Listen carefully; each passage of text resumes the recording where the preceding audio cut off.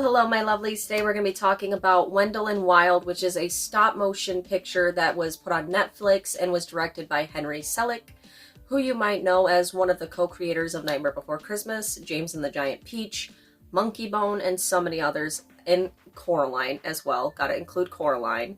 So, without any further ado, grab a snack, grab a drink, and let's jump into it. Roll the intro.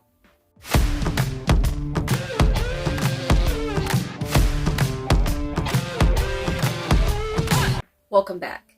Now, what is Wendell and Wild? Well, Wendell and Wild is a movie about a young girl named Kat who has tragically lost her parents in a car accident. And so she grows up with this guilt. One day, she is coming back to her hometown from her group home, and she sees her old house. She sees the bridge that her parents tragically died on. While she's at school, because there's a school there, the whole town is in ruins, basically, besides this school. A wealthy family known as the Claxes. And they're going to come into play later. There was quite a couple storylines going on. So you're like, wait, why is this movie called Wendell and Wild? Well, they're going to come in later. But anyway, this mostly centers on Kat, even though it felt like there was quite a few protagonists in this film. So Kat shows up at school and she sees a vision and she pushes this giant gargoyle out of the way from one of the students, who is the Clax's daughter. The Claxes are a wealthy family that Kat's family had previously dealt with before their death, and they owned a brewery that was one of the last pieces of this town that held this town together. And once they died, the brewery mysteriously went on fire, and the Claxes bought basically the entire town out. There's buildings boarded up and everything. Besides this school, they want to put in a private prison. So more about them later, because they are important to this whole plot, because this was a very intricate plot. And so we get to Wendell and Wild, who are two brothers of a wealthy, well-known demon in the afterlife. And and their dad runs like the afterlife, which is like a fair on his stomach. And since Wendell and Wild were very unruly one time before the events of this movie, they are supposed to be putting this magical hair cream on their dad's head because they're much smaller than their dad. And so they're tasked with putting this magical hair cream to keep their dad's hair in check. And they hear about a Hell Maiden that could possibly bring them to Earth, and they could make their own amusement park for the living. The Hell Maiden turns out to be Kat. And so she makes a deal with Wendell and Wild, and then things start to happen and go amok, and the dead do come back to life somewhat in this movie. So that is the premise of it, with Kat dealing with her newfound powers of being a Hell Maiden, Wendell and Wild trying to get this theme park made while also using Kat. They didn't really share that many scenes together, so keeping that in mind, there's a whole cast of characters in this movie. And so with the plot out of the way, let's go ahead and talk about the characters. Actually, here's a couple additional things that I learned about this movie while watching it.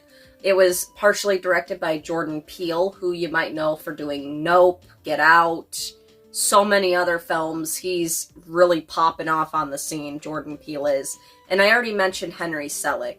This was actually the first stop-motion picture to include a trans character. And I quite like the way that they handled this trans character, whose name was Raoul. I loved Raoul so much. I think Raoul was one of my favorite characters. I think he was great. This was basically Henry Selick's last-ditch effort to get a stop-motion made. Because he originally was going to work on this one project called The Shadow King. You can watch a 5-minute video clip of it here on YouTube. And this was supposed to be a project between Henry Selick and Disney or Pixar after the success of Coraline, which Henry Selick also directed. But they wanted to control Henry Selick from being Henry Selick, and they wanted to Disney-fy it, according to Henry Selick. So much we're trying to work with him over the leader of Pixar. After a while, they just kept trying to Disney-fy it and Disney-fy it and Disney-fy it. And this was supposed to be a passion project of his, The Shadow King.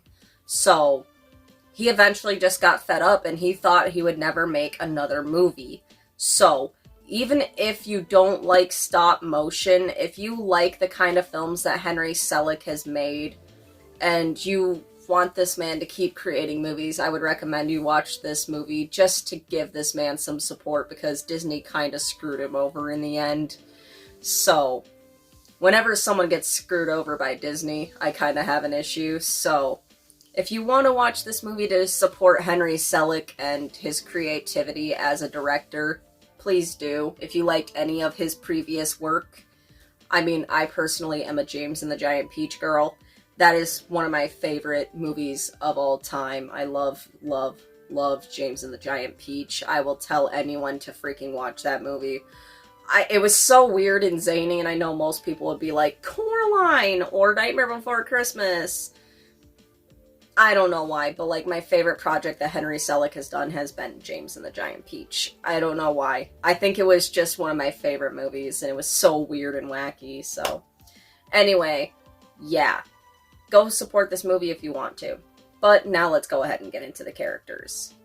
Now, before I fully go into the characters, let me preface this by saying I'm probably going to miss some because there was so many characters in this movie. I probably could spend an hour talking about each and every character, but some characters really didn't matter to the story all that much, and we would be here all day. So let's just talk about the people that are important.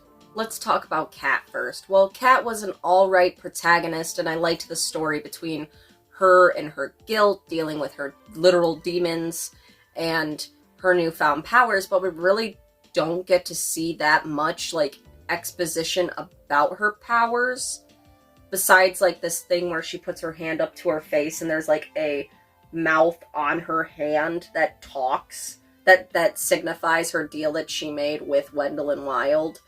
That part is so cool. Like, it's so cool.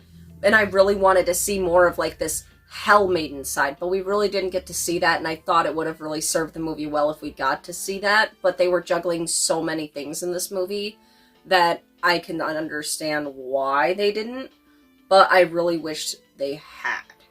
Alright, moving on to Raoul. I really loved the way that they treated Raoul. Raoul is the son of a well-known lawyer in town, or what's left of the town. She is now running the town council, and she has been trying to figure out who caused the fire at the brewery after Kat's parents' death, because she was friends with them. And Raoul was what was originally a girl, but Raoul transitioned and became a boy, and I loved the way that they handled Raoul being trans. We get to see the Clax's daughter. She comes up to Raoul and she uses the wrong pronouns, and she's like, oh wait, I'm sorry. And then we get to see a picture of Raoul when he used to hang out with them before the transition, and he shows Kat this picture, and they just kind of do it naturally. They've handled it very, very naturally, instead of making it this, like, look at what we have a trans character, big whoop, woohoo, let's put this at the forefront. No, they just very subtly and naturally worked that in, and I found myself thinking that Raoul was one of the best characters, because we didn't focus on the fact that they were trans. We didn't focus on the fact that he's trans. We focused on the fact that Raoul is a good kid, and Raoul is a good friend, and Raoul does a hell of a lot for Kat during this whole debacle. So, I appreciate Raoul. Raoul is good friend energy. Now, I'm gonna move on, because I really liked this character a lot. Let's talk about Wendel and Wild themselves. When it comes to Wendel and Wild themselves, even though this movie is named after them, I really don't think that they were used enough in this movie, because they don't even interact that much with Kat. and all we really get to see is them working with other people, like sidekicks. Like, this whole movie was named after them. I don't know why this movie was named after them when they weren't really used that much. They're just kind of used as pawns to further the plot. Like, helping out the father of the school and resurrecting him so they could work for the Claxes and the Claxes' money and try to get money from the school by reviving with their dad's magic hair cream, because that's how their dad's hair stays on its head, is it basically revives the follicles that have died. So when they put it on dead people, the dead people rise for a short time, and the Claxes hire Wendell and Wild to use this cream on their dead council members, so that way they can pass this bill that allows them to build another private prison where the town once stood, or where the town stands today. And they aren't really used that much. They were hilarious. I found them kind of funny in a lot of places. I just feel like they were very, very underutilized in their own movie. That's kind of how I feel like a lot of all the characters. I think there was just so many characters in this movie, it kind of bogged it down. But yeah, I wish they would have been used more because this was named after them, but, you know, moving on. Let's talk about Sister Helly. And Sister Helly is one of the sisters at the church or the school that Kat goes to. And Sister Helly used to be, well, is a Hell Maiden. And she works with this guy, or the janitor. She was trained by this janitor in the basement who has a bunch of demons in jars that he's caught. And don't ask me what he's doing in the basement, why he's in a wheelchair, why is he collecting demons, why is he training Helly to be a handmaiden. Don't ask me. They don't explain it. They kind of just throw this guy at us and expect us to accept it. So I was forced to accept it. I have no answers. But Sister Helly was a really great character. I found her to be a really good mentor for Kat. Like, this guy is just a janitor in a wheelchair, and he's just never explained. He's just never explained. I wanted to know more about all this Hell Maiden shit. Like, I wanted to know more about that than anything else, because we don't even get to see that much about it. I was, like, kind of upset about it, not gonna lie. I wish we would have seen more of, like, this whole Hell Maiden side and the powers and whatnot. So yeah, Sister Helly was great. I loved her. I mean, the scene where Sister Helly helps Kat finally conquer the memories that have been haunting her this whole time, that whole scene was just, so good.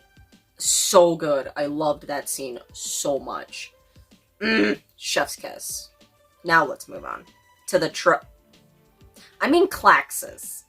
And you'll see what I mean as soon as I pull up the picture of them. Why I almost called them that. So, let's go on and talk about these guys. As for the Claxes, I keep wanting to call them I don't even know if I'm allowed to say that name on YouTube. Am I allowed to say on YouTube? I don't know if I'm allowed to say Trump on YouTube, but that's what they look like, okay? That's what these people look like. I mean, look at this picture. Tell me they don't look like the Trumps.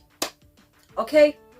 And it's well known that I think Jordan Peele likes to work in some kind of social commentary. So, these are the Claxes. You know who they look like. I think that they were genuinely scary at times, and I'm going to read off my thing, because I wrote a whole paragraph about these people, so I'm going to read that off, because I feel like me watching this later and writing this must have been a little bit better. When I talk, I kind of go off, where this is more streamlined, so yeah, I'm going to just read what I said about them. I think that they were genuinely scary at times, and for good reason, because they killed a ton of people off screen, and a priest on screen. Yeah, they kill the father from the school, and then Wendell and Wild revive him. Yeah. I see that they were doing social commentary on certain types of people with these characters and character designs. They were hell-bent on getting their way to do anything to reach their goals of more and more money, including secretly destroying the town and buying businesses of dead rivals in order to save enough space for the prison that they wanted to build on the site where the town is now sits and achieve that goal. I feel like the movie would have been a lot better if their whole plot line was just scrapped. Because in my opinion, it took from the main plot of Kat, her parents, and the literal demons that she summoned in being a maiden of hell. And it would have been a lot more streamlined to me if they would have cut that out. Or to a lesser degree. So that's what I wrote about the Claxes. I feel like my thoughts are much more organized when I'm not having to speak them and have to worry about stuttering or messing up. Because speech issues.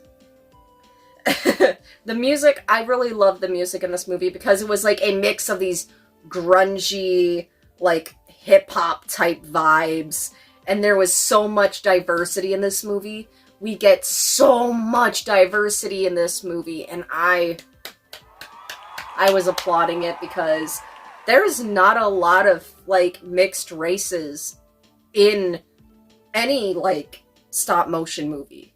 And this was one of the first ones I seen that you see, like, a black character in the forefront of a stop-motion movie. This was a really good thing for those communities, and I applaud them for doing it.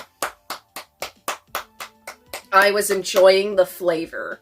I was enjoying the large array of flavor that this movie had, including the music, the grungy aspects. The music really, really set the tone, and I was just thoroughly enjoying it the entire fucking way. I think the music is one of the things that makes up for the writing, in my opinion, of this movie. First off, if you think that my critique so far means that I hate this movie, far from it. I freaking loved this movie. I just feel like it suffered a little bit in writing, and with lots of characters to, you know, juggle and everything, tons of plot threads that didn't fit in, or lacks in writing can really, really hurt a movie. And that is one thing that I always, like, I stand by, is, like, if the writing is shit, or the writing takes a turn, you're going to feel it in the product. Unless you have, even if you have the most stellar, star-studded, collegiate cast, if writing isn't strong, your actors don't have direction in order to sell what they're supposed to be selling. Bad writing never wins. I think that's actually, one of my favorite movie reviewers' favorite things. He wrote that on a, I think it was a Gossip Girl video. If you don't know who Friendly Space Ninja is, what are you doing with your life? Go check out Friendly Space Ninja, first off.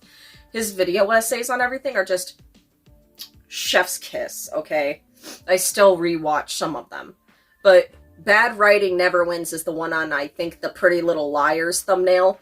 And that is just exactly. Bad writing never wins. So when writing is bad or it takes lapses, I feel like they were struggling with all these different plot threads they wanted to put in there, and that's where it suffered with the writing. But what this movie lacks in writing and makes up with heaps and heaps of style. The stop motion, they didn't even use CGI to clean up anything. Like, the figures that you see on screen are all stop motion dolls, essentially, where they only have pieces here and here to take off those face pieces, and they have a whole rack of different facial expressions that they can put on the stop motion dolls. So that way, that's how you get the characters talking or giving certain emotions. I adore stop motion in all its forms. I love stop motion pictures.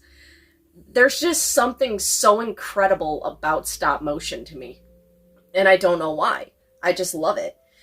The artistic style, the music choices, and I adore Jordan Peele and Henry Selick's works. I will sing the praises of Henry Selick forever because of James and the Giant Peach. I am a loyal person, okay? If you made a very monumental film to my childhood, or you're the voice actor of someone from my childhood, I will be loyal to for life. Because if you essentially made a piece of who I am today, I am going to be loyal to you.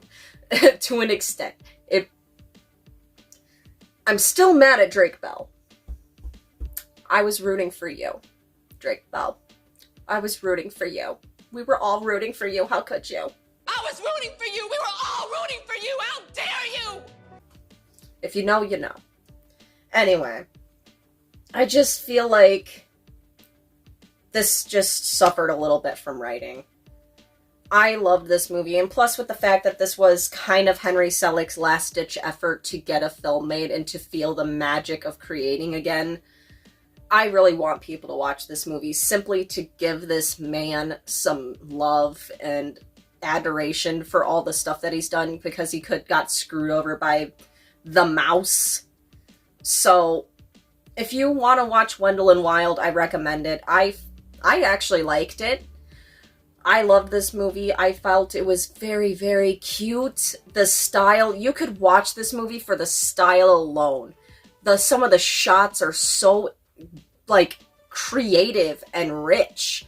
And I feel like you'll enjoy this movie if you like anything stop motion. So what am I going to give Wendell and Wild? I think I'm going to give it an 8. An 8 out of 10.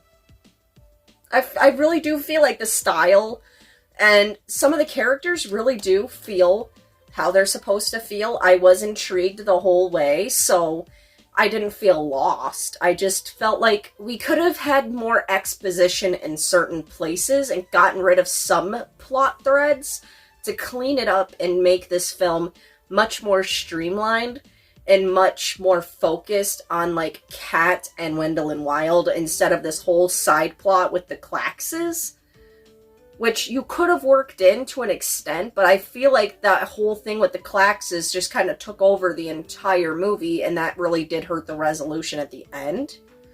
I'm not going to spoil the end, but that's basically all my thoughts about this movie. So what did you think about Wendell and Wild? I know it's been out for a little bit. I like to do my reviews maybe 1 week to 2 weeks after something is out, so that way I give people a chance to watch it before I talk about it, because sometimes I include spoilers. Sometimes if it's new and I really want to talk about something, I will make a spoiler-free review, and then I will put the spoiler-free portion at the front, and then the back will be just spoilers, so I could go in-depth about something, because I don't like being the kind of person that has to make the same review twice, but like one is not spoilers and one is spoilers, if you know what I mean.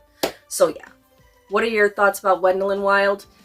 You just heard mine, so let me know yours in the comments below. I don't just talk about this stuff, I also talk about books, movies, TV shows, anime, anything that I find interesting, I talk about it on the channel. That's why the name's The Random Show. It's random for a reason. So if you look around the channel, I'm sure you'll find something you like. I love you all so, so much, and I hope you have the best day. Bye.